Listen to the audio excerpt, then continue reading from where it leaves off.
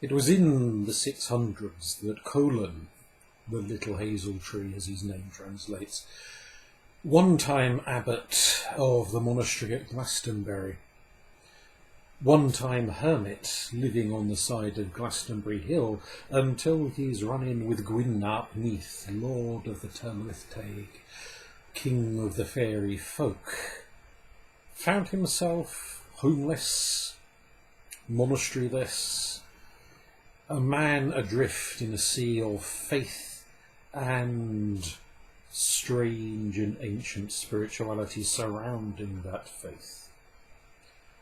And so he knelt and prayed to God and asked him for direction. And God gave him some, said to him that first he should travel to the east, and then he should travel to the north, and there eventually, if he kept on travelling, he should come to an abandoned horse that would simply be waiting for him on the roadside. And there he should get upon the back of this horse, and the horse itself would take him, knowing the direction in which to go, towards a sacred place where Collen could find solitude, could find peace, could find time for contemplation, freed from the burdensome administrative duties of being an abbot, freed from the torments of the fairy folk who lived upon Glastonbury Tor, where he had tried to make his hermitage. And so, being a man of faith, the ageing hermit doddered as far as he could towards the east and then took towards the north when it felt right to him to turn in that direction. He had that sense of calling, that was the way in which he should go. And after a good 150 odd miles, day after day after day, week after week after week of walking for such an old man, no mere feat, he came to a horse that was simply standing there, chewing the grass verge, minding its own business, as all good horses are wont to do. And the monk, giving thanks to God, approached cautiously, quietly this horse, and the horse didn't kick him, didn't bite him, didn't run off from him, but stood and gently waited for Collen to get upon his back. And then, without a word from the monk, off the horse cantered, first going a little this way and then a little that way, and then uphill and then down vale, round and round and round they went for mile upon mile upon mile, until at length the horse, whether through tiredness or whether through the guidance of a higher force, came to rest in a valley at the base of a considerable mountain. And of course Collen didn't know, for there were no road signs in that day and age to be reading, that he was now in the depths of Wales. But that is where he was. He was, in fact, in a place that would be known to all and sundry as Bwlch Rhiwfelen. There he waited and watched about him as the horse went and drank from a local spring, and once again chewed the grass. He waited and he watched for a sign from God, but no sign came, except of course that the fact the horse had stopped still. Maybe that, he thought to himself, was the sign. Maybe it was a little bit too much to be expecting great signs from the sky, or burning shrubbery, or the voice of aging Hollywood actors thundering at him from out of the blue.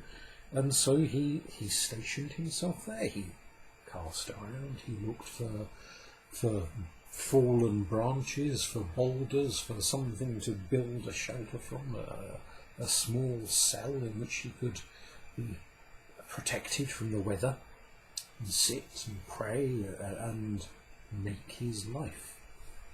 And this he undoubtedly would have done with pleasure, but for the fact that on the third day of settling, as his humble little abode was slowly but surely taking shape, yet to have a roof on it, but the walls were there, gradually being built up, and he'd found wood to make a rough-hewn cross that he could plant in the earth just ahead of the doorway, so when he would awake in the morning and last thing at night before going to sleep, his eyes would fall upon the cross. He heard from somewhere up in the mountains a roaring, a thundering, a bellowing. And then he heard a stomp, stomp, stomp of great footsteps descending from the mountain, and his knees began to quake. Now, he was not a timid man, he was not a fragile man, despite his advancing years. He had spent much of his life as a warrior before becoming a monk. As he was prepared to face danger, but the size of the noise, the depths of the thumping and stomping made him wonder what on earth it was descending from above.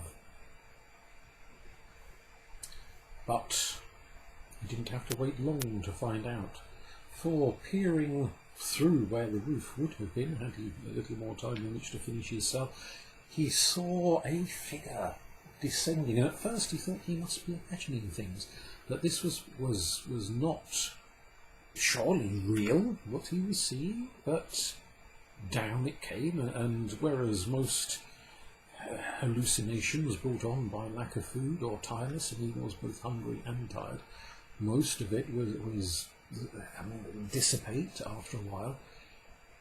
This vision retained its solidity. Indeed, you might say, grew more solid with each great clumping, thunderous footstep.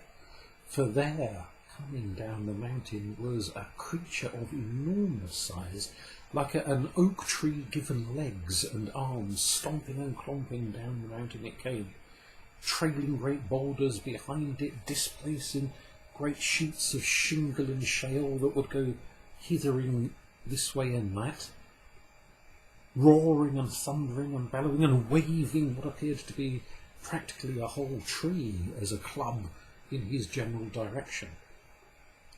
And he said to himself a good many prayers as he stood trembling and watching for this figure to arrive on level ground. And there it was, and she was a sight for a woman it was. This was a giantess rather than a giant. "Who dares," she thundered and roared at him, "who dares violate the sanctuary of Cares?" "I dare," he said in as close to a bold voice as he could imagine. "You come uninvited into my home. You do not seek permission.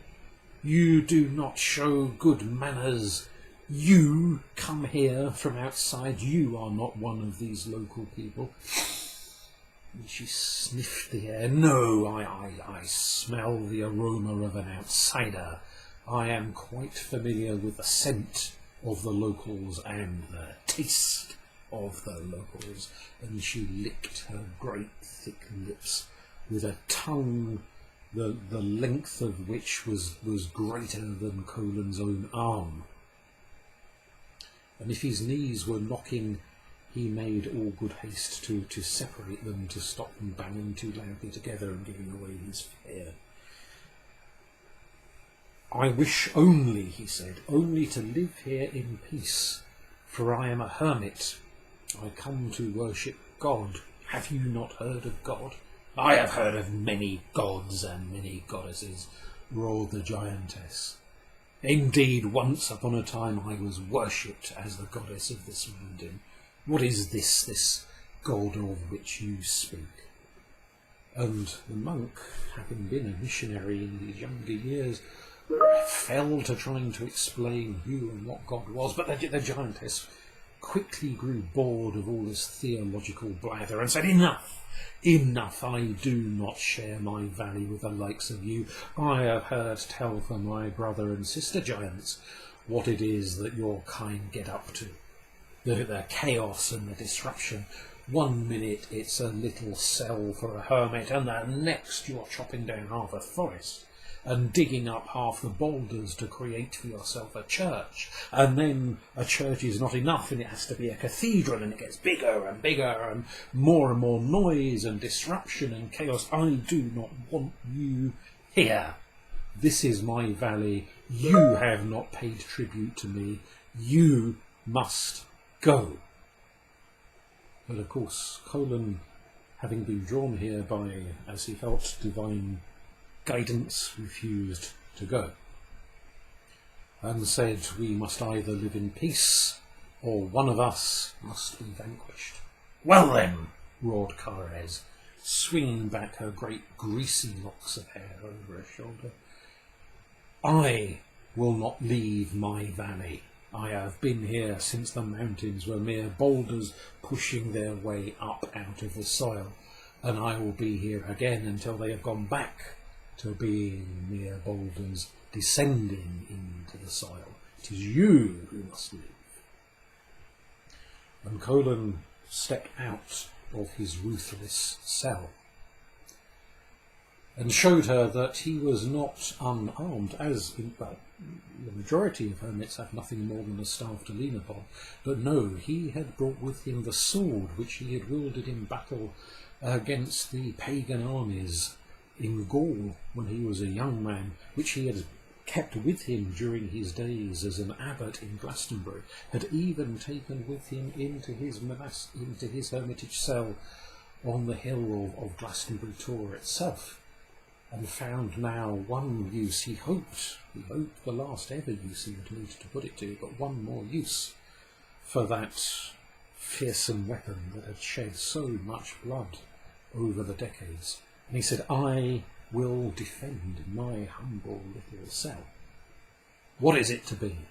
Well, the giantess gave him no more answer than to roar and to thunder and wield her mighty club and come galloping towards him, making the very soil shake, making the rocks and the wood of the walls of his cell collapse into a heap after all of these days of hard work. Gone to nothing, she swung it at him, she smashed what had not already fallen from the side of his monastic cell wall until boulders and rocks and beams of wood went flying hither and yon everywhere and took a swipe at him. He ducked, he dived, he swished at her with his sword, she flashed back at him with her club, breaking great gouts into the earth, just as he, when he missed, would slash into the ground and cut iron into soil, and she wood into soil. Back and forth they went, roaring and thundering, shaking the neighbourhood, drawing the attention of the villagers who lived down further into the valley, which even the monk had yet to encounter. They came to see what the noise was, and there they witnessed monk and giantess battling against each other, gouting up the earth, shattering boulders, hacking into trees, ripping them up, throwing them this way and that, roaring and bellowing and thundering, until the giantess accidentally lost grip on her club, and it went flying off and killed half a dozen in the crowd, to which she roared with laughter, and her arm thus outstretched, Collen cleaved it from her shoulder. Blood gouted everywhere in a great stream that ran down towards the natural spring that was at the base of the mountain. She roared, she bellowed, she thundered, but with scarcely the blink of an eye, with her other arm she picked up the severed limb and used it in place of the wooden club that had gone flying off into the crowd, and she got swinging her severed stump at the monk, crushing and smashing, knocking him this way, knocking him that way, blood from a stump gouting, blood from the severed limb gouting. The crowd howled and screamed and hollered and quaked. Some of them fled back to their homes, some of them hid behind trees, desperate to see what the end of this battle would be. Well, she had taken but her fourth swing at the monk, when perhaps the weight of one arm holding the other arm pulled her askance, and she stumbled a little, and as she stumbled, Collen was quicker than quick and severed her other arm until both arms lay upon the ground, blood spurting from one shoulder, blood spurting from the other shoulder, running down the soil, rich and red and thick like a great iron stream, into the waters of the spring at the base. The giantess threw back her head and thundered, called to her brother giants who lived over upon Eglingseg rocks, over upon the mountainside. Further on, called for her brother giant to come to her aid, and barely had the words left her mouth than Collen swung with his sword and cleaved her head from her shoulders. Then she fell dead, body one way, head the other. And the villagers in the valley cried with joy and with triumph that the giantess, who had devoured so many of them through the passage of many, many, many centuries, was dead and gone. Or at least that is what the tales recorded by the monks that were to come to that area of Wales in due course tell us. What they less mention is that as the giantess fell, her head in one place, her body in another, her severed arms in a third, before the eyes of the monk, before the eyes of the villagers, the flesh began to melt and expose the bones beneath. And those bones were as stone, great massive boulders contained within the flesh, and became part of the soil, such that they still stand there today. The great chunk of her body, the great round clubstone of her head, the long arms holding one to the other as a weapon, became part of the landscape. She went back into the earth from which she, like her beloved mountain, had emerged. And it may well be that she is dead and gone to stone. Or it may well be that she sleeps within the earth, waiting time and tide with the infinite patience of a mountain for all things to change. And whilst Collen may have been triumphant in clearing that particular mountain and valley of its giantess, and building his hermitage, and in due course, when he had passed from this world into his final destiny, churches came, great places of worship came, as the giantess said they would come. And the faith of the people in the valley changed from reverencing the giants of the earth to reverencing Collen and his God and his saviours and his fellow saints.